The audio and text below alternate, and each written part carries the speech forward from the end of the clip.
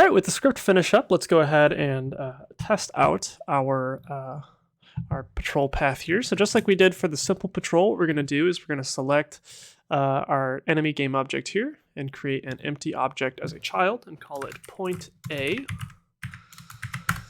And then we're going to grab that and move it out of our skeleton so it's not a child any longer. You use that little blue line to make sure you won't make it a child of something else. I'm again going to use this little waypoint indicator, but you don't have to do that. It is entirely optional, but it's just going to help you see where your waypoints are at a little bit clearer. Next up, we're going to duplicate this. We want to add a minimum of 4 points. So I'm going to do point B. I'm just going to duplicate them all right now. Point C, and then point D. Next one I'm going to do is place these somewhere around our world. Again, just like with the simple patrol, we want to make sure we keep this far enough away from our players so that we can press play and it's not just going to immediately attack us. So I'm going to move point A into this corner. Point B will go by this wolf.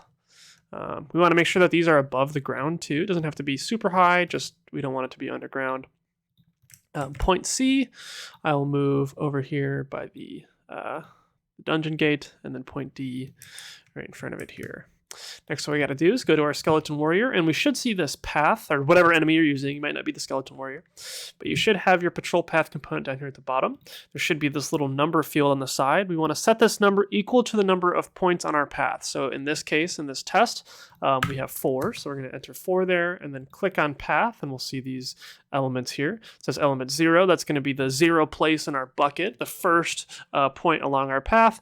Element 1 will be, the 1 ID in our bucket, 2 is 2, 3 is 3, and so on. This does go in order from top to bottom, so we want to make sure we put point A in element 0, point B in element 1, point C in element 2, and point D in element 3. Once we've got all of that in there, we can go ahead and press the play button, and then I'll turn and find our guy. Looks like he's going up there. Here we go. Looks like he's making his way around. Looks like this character's animator might not be working 100% correctly, but that's okay. That'll be fixed for you guys if you have this enemy. Yeah, you see he goes to all 4 points. And then, I know it's kind of hard to see because he's up there in the corner, but again, we can't get too close. But yeah, he just loops through those points, and then when we get close to him, he will turn and attack us instead, just like that. And there we go. That's all there is to it. So once you've got that done, go ahead and save your scene. Check setup in the scene where you tested this, and then you can go ahead and move this this patrol path script onto any of the enemies in one of your dungeon levels, and then have them patrol around the world. You can place those points wherever you want. You can have as many points as you like, or as few. I think you have to have at least 2. But yeah, you can place as many points in the world as you want, and your enemy will roam around. So that's great. Yeah, go ahead and save your scene.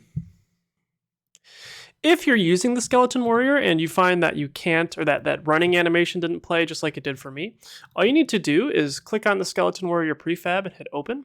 And then in the animator component here, double click on the skeleton dual wheel. And then up here, this is actually going to, for you, it'll probably say moving. This parameter. So if you see layers, you just click in this tab and hit parameters. We're going to rename this parameter here to running. So you just double click on it and then replace that with running.